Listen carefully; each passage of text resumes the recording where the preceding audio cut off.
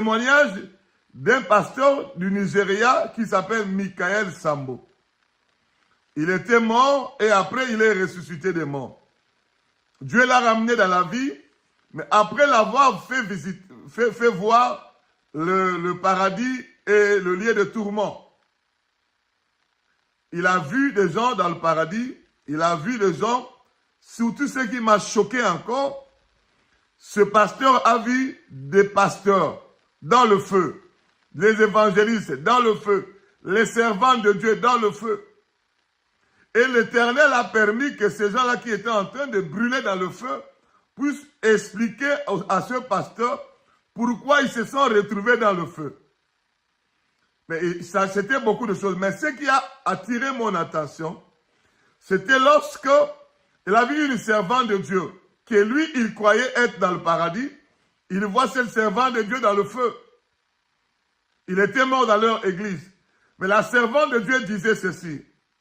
Quand j'étais encore sur la terre, avant de mourir, mon pasteur me disait, se maquiller, mettre des rouges à lèvres et mettre des pantalons comme femme, ce n'était pas un péché, c'était la beauté. Mais quand je suis venu ici, j'ai trouvé que le pasteur m'avait trompé. C'est la chose qui m'a disqualifié, le maquillage, rouge à lèvres et faux cheveux, tout ça. Qui m'a disqualifié, je ne suis pas entré dans le paradis, on m'a jeté dans le feu. Mon frère, quand j'ai lu ces livres-là, jusqu'aujourd'hui, ces livres-là est gratuit sur Internet. La révélation de la sainteté, quelque chose comme ça. Je lis ce livre sur Internet, je me suis dit, ah bon, moi j'achète toutes ces choses pour ma femme. Dans la communauté, parce que j'étais déjà un pasteur avec plusieurs églises. En Hollande, une église. En Belgique, une église. En Paris, 2 églises. C'était une communauté qui est née en Europe sous ma supervision. Alors j'étais en train de trembler, je me suis dit, ah, est-ce que c'est vrai ce que ce pasteur est en train de témoigner? Alors, j'ai fait la mission jusqu'à ce que la chose me retenait. Je suis encore allé voir une de ses vidéos. Il était en train de témoigner. Il y avait plein de gens. Il a répété ça dans son témoignage. Lorsque nous sommes rentrés avec ma femme en Europe, j'ai pris la décision d'aller jeûner pendant 3 jours pour poser des questions à Dieu, pour vérifier la véracité de ce témoignage-là. Dans la ville de Rotterdam, je suis allé jeûner et prier. Quand je me suis mis à prier, à jeûner pendant 3 jours sans manger ni boire, et le Seigneur, par son amour, il m'a encore parlé. Il m'a dit, bienvenue. La sanctification que moi j'ai toujours voulu, c'est ce que mon serviteur, Michael Sambo, a donné dans le témoignage. C'est moi qui lui ai envoyé. Mon frère, ma soeur, j'ai commencé encore à trembler. Je suis rentré à la maison. J'ai dit à ma femme et à mes enfants, nous devons nous repentir. Nous devons nous sanctifier parce que nous sommes en danger. Si Jésus-Christ revient aujourd'hui, il nous trouve avec ces histoires-là. Le Seigneur pour Jésus-Christ, ce sont des iniquités. Je me suis souvenu du verset que Jésus-Christ était en train de parler dans la Bible. Retirez-vous de moi, vous qui commettez l'iniquité. Mais il dit, les faux cheveux, les faux cils, les faux ongles, le maquillage, le rouge à lèvres, les bijoux, le décapage de la peau, le tatouage, le piercing, les lentilles, toutes ces choses-là, les habits sexy, ce sont des iniquités. Mon frère, ma soeur, je suis sorti de ma retraite, j'ai parlé à ma femme. Nous avons appelé les enfants, nous avons parlé aux enfants. La même nuit, nous avons commencé la repentance. Nous avons pris tout ce que je vous ai dit là, les maquillages, les faux cheveux, les faux cils, les faux ongles, les vernis à ongles, les habits sexy, les pantalons, parce que dans ma maison, j'ai 5 filles, ma femme et les 4 filles. On a pris tous les pantalons, les bijoux, on a tout jeté. Une même nuit, on cherchait le lendemain. On a fait la repentance et on a jeté. Et c'était maintenant question de venir parler à l'église. C'est pourquoi je vous parle du témoignage du siècle. du témoignage du siècle. Parce que ça fait quand même plus de 12 ans depuis que c'est passé. Plus ou moins 12 ans. Mais je suis en train de fouiller, de voir à gauche, à droite, à travers le monde, des pasteurs qui avaient eu toute une communauté avec plusieurs églises et qui ont décidé de faire ce que moi je fais. Je ne dis pas qu'il n'y en a pas. Il peut y avoir. Mais je n'ai pas encore vu. J'ai vu des pasteurs avec une église qui décide de changer. J'ai vu des pasteurs avec une église qui décide de changer. Mais avec toute une communauté. Et prendre courage, faire entrer la sainte doctrine, dire aux gens, nous devons nous repentir, nous dépouiller. Moi, je vous dis, ce courage-là, c'est d'ailleurs Dieu qui me l'a donné. De moi-même, je ne pouvais pas arriver jusque-là. Parce que je faisais des croisades, il y avait des foules de gens. J'étais entouré de plus ou moins 10 pasteurs. J'étais entouré de plusieurs filleuls. J'ai parrainé plusieurs mariages. Une fois en Hollande, dans un mois. En un mois, j'ai parrainé 3 mariages. C'est samedi, moi parrain. Le samedi qui arrive, moi parrain. Et le samedi d'après, moi parrain. 3 mariages dans le pays. Je suis parrain dans 3 mariages. Ça dit, j'étais un pasteur que beaucoup de gens aimaient. Je ne sais pas si ça continue jusqu'aujourd'hui, je vais vous expliquer. Que beaucoup de gens aimaient à cause de mon sérieux, à cause de l'onction de Dieu. Parce que j'ai vu des guérisons, des miracles. Même des pasteurs venaient chez moi pour que j'ai prie lorsqu'ils se retrouvent dans des problèmes. Et quand j'ai prié avec des guérisons sur la vie des pasteurs, sur la vie des évangélistes, des prophètes, des docteurs, en fait, moi, j'ai pensé être déjà arrivé. Quand le Seigneur m'a parlé, je me suis dit non, moi, je suis venu en Europe, je ne suis pas venu à l'aventure en Europe. Le Seigneur m'est apparu, il m'a envoyé en mission. Donc, ma raison d'être ici en Europe, c'est la mission. Puisque lui qui m'a envoyé, il me dit de parler, de ramener l'Église dans la sainte doctrine, je prends mon courage à 2 mains et j'ai commencé à parler.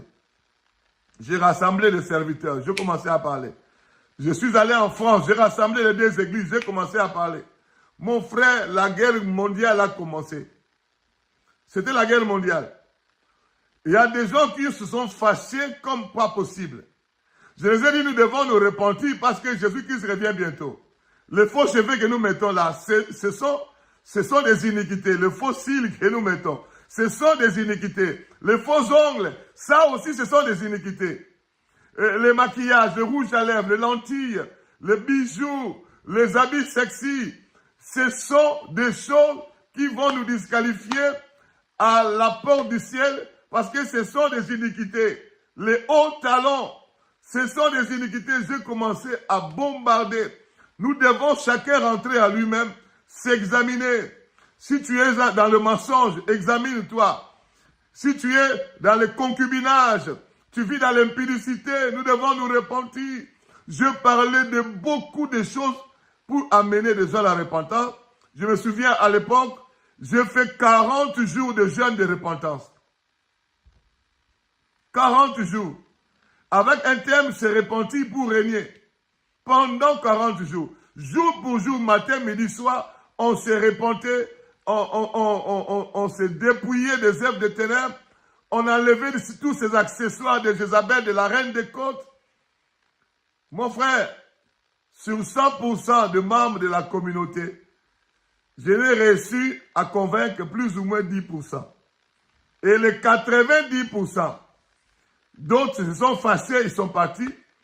Et depuis qu'ils se sont fâchés jusqu'à partir, il y en a d'autres, jusqu'aujourd'hui, ils ne m'appellent même pas au téléphone. Ça fait 12 ans. Et surtout que ce sont des fidèles que tu as encadrés.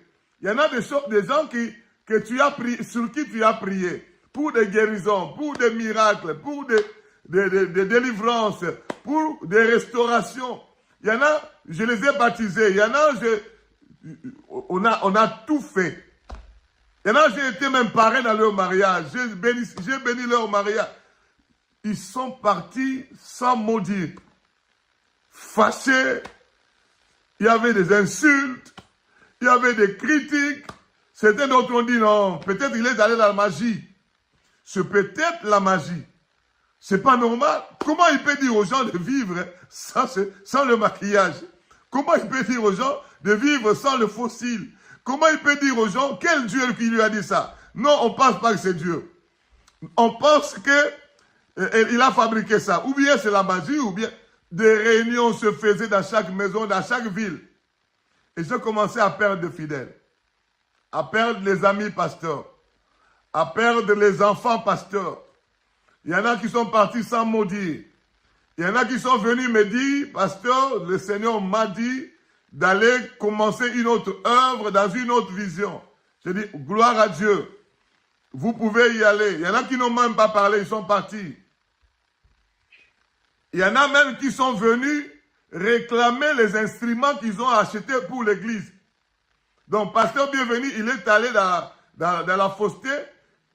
Nous devons récupérer les instruments que nous avons achetés pour Jésus-Christ dans son église. Mon frère, ma soeur, ce n'était pas facile. Je suis allé prier. Le Seigneur m'a dit, bienvenue. Il faut continuer à balayer, à nettoyer, à sanctifier. Mon frère, quand on te dit que celui qui est saint se sanctifie encore, je vous dis, ce n'est pas facile. Hein?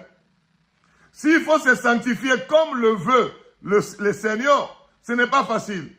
Sanctification fabriquée par les hommes, sanctification fabriquée par la théologie, ça c'est facile.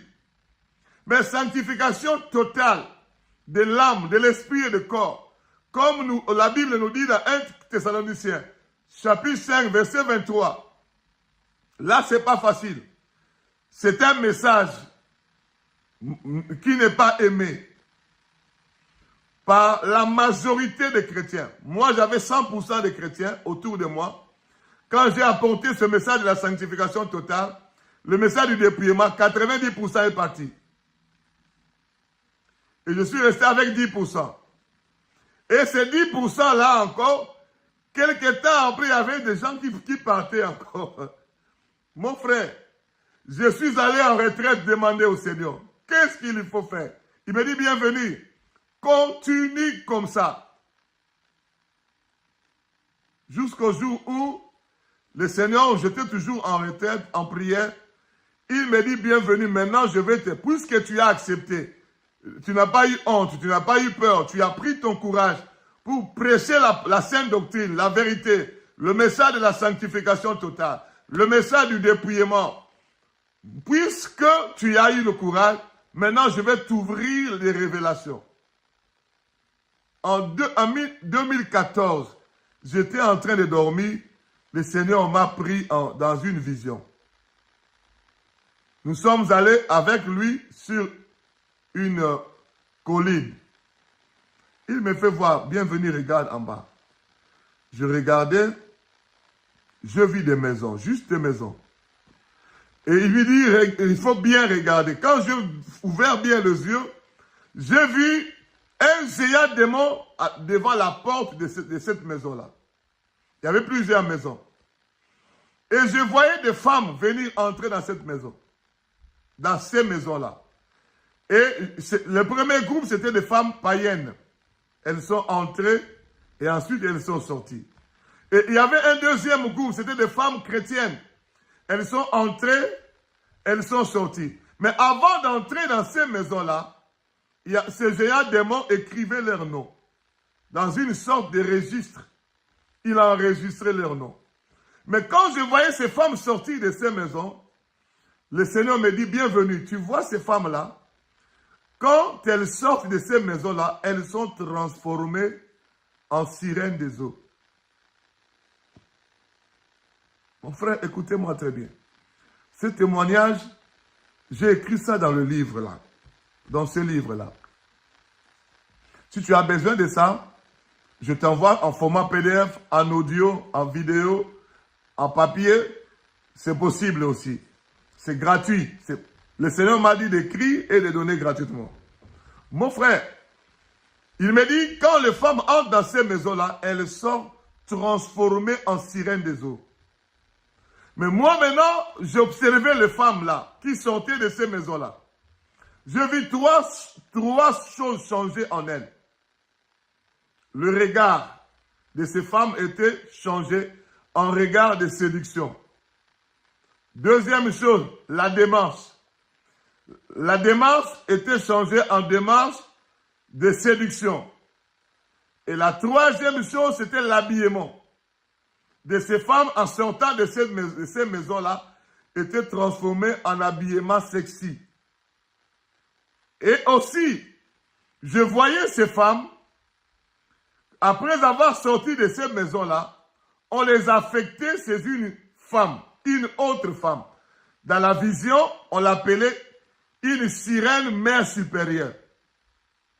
On les affectait vers cette sirène mère supérieure pour recevoir l'initiation. C'est comme une nouvelle vie qui doit commencer. Ils doivent recevoir l'initiation chez cette sirène mère supérieure. Et je voyais comment ils étaient attachés. Et je voyais encore autre chose. Elle regardait le soleil. Et le Seigneur me disait, quand elle regarde le soleil, ces femmes-là, ça augmente le pouvoir de la séduction en elles. Après, il m'a dit, bienvenue, va. Parmi les femmes qui sont chrétiennes, j'ai reconnu une femme que j'ai connue sur la terre.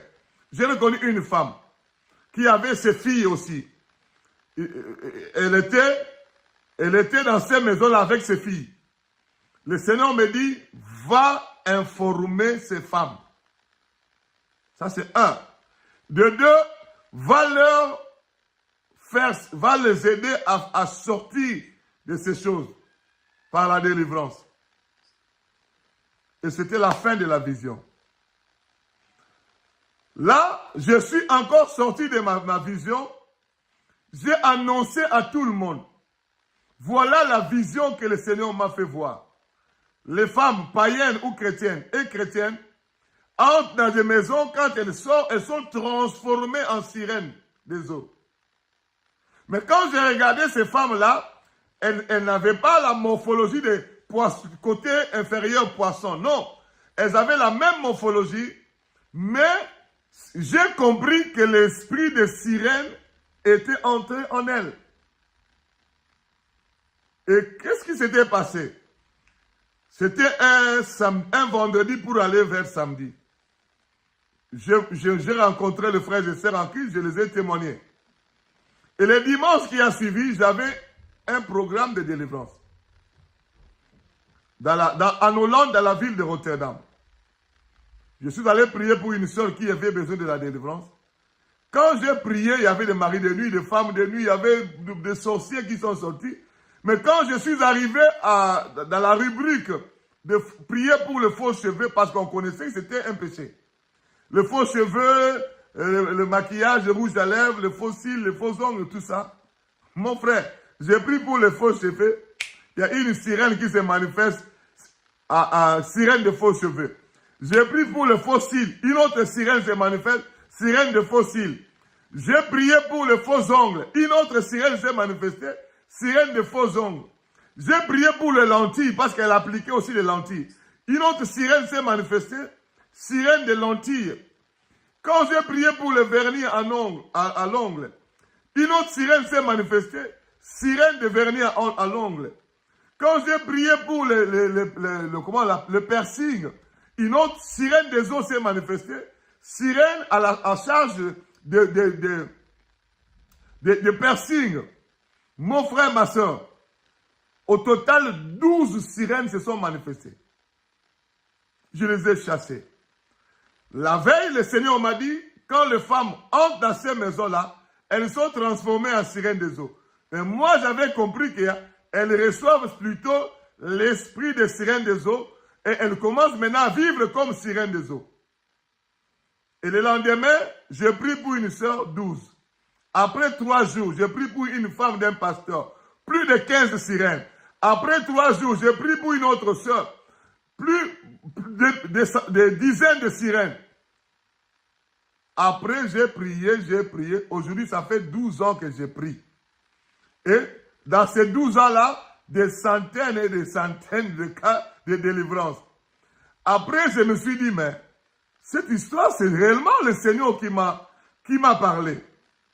J'ai eu le courage maintenant jusqu'à écrire un livre pour expliquer au monde entier. J'ai pris mon courage à deux mains, j'écris un livre et je fais beaucoup de conférences à travers le monde. Quand je vais voir les pasteurs, je leur dis, attention, vous devez faire très attention. Ce que nous faisons dans nos églises, ce n'est pas conforme à la parole de Dieu. Mon frère, ma soeur, j'ai prié pour des pasteurs, des évangélistes, des prophètes, des docteurs, des apôtres. J'ai prié pour des femmes de pasteurs, surtout les femmes de pasteurs. J'ai prié pour ma propre femme à la maison. Des délivrances se sont opérées. J'ai prié pour des femmes, des pasteurs, des amis pasteurs. Des sirènes se sont manifestées. Je me suis dit non. Ça devient compliqué. Voilà pourquoi je suis en train de parler du témoignage du siècle. Après, j'ai commencé à faire des investigations.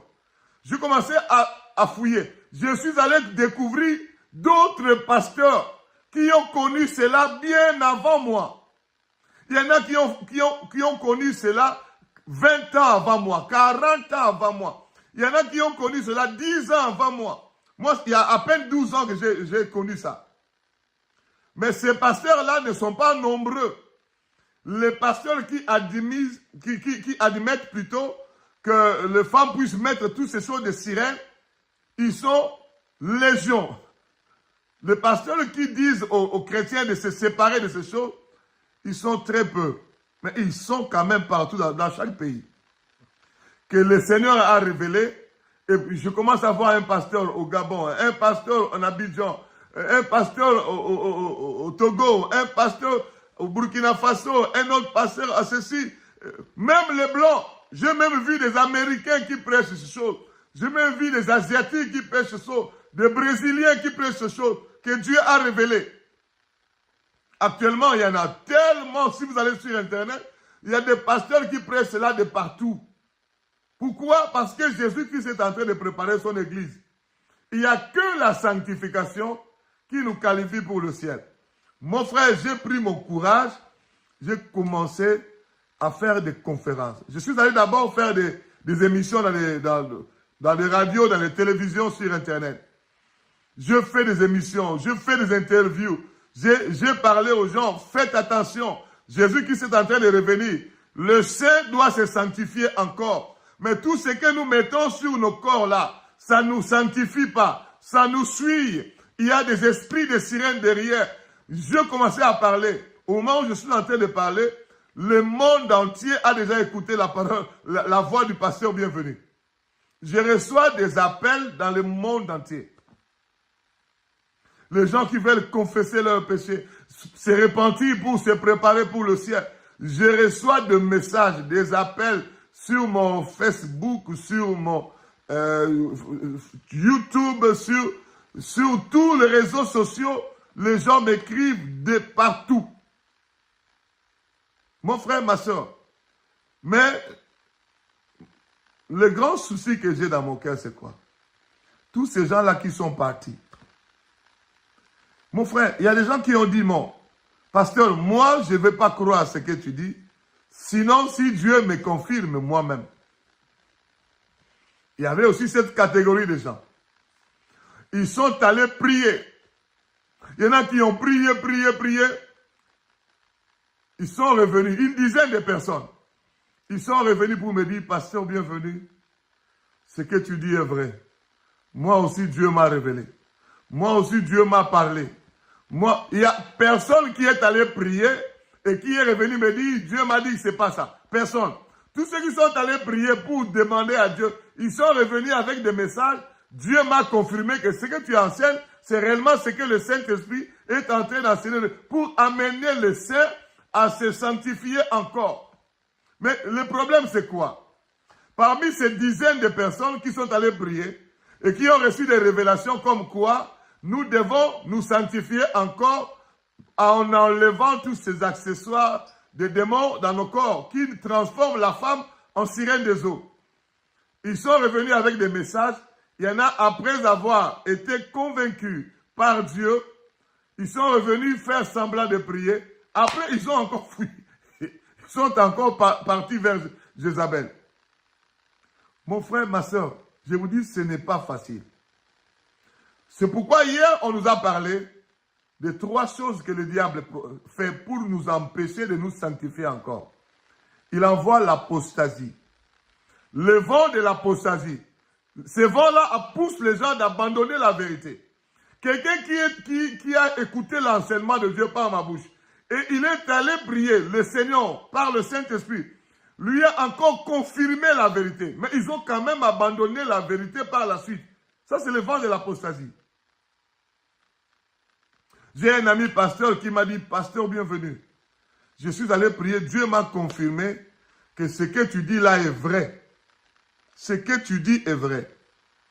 Mais au final, il me dit, pasteur, bienvenue. Mais Dieu peut aussi te parler, tu fais semblant hein, de ne pas écouter. Hein. Moi, je dis, ah bon. J'ai commencé à rigoler. Moi, je dis, Dieu, l'Éternel, le Créateur des cieux et de la terre, il me parle. Et je dois faire semblant de ne pas écouter. Mais je dois écouter qui à ce moment-là?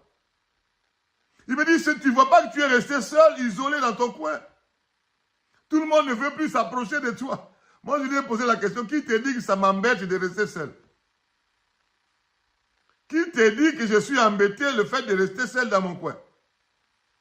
Non, moi, je me prépare pour le ciel et je prépare le peu de gens qui veulent écouter la vérité par ma bouche, qui veulent écouter le Saint-Esprit par ma bouche pour que nous puissions aller ensemble.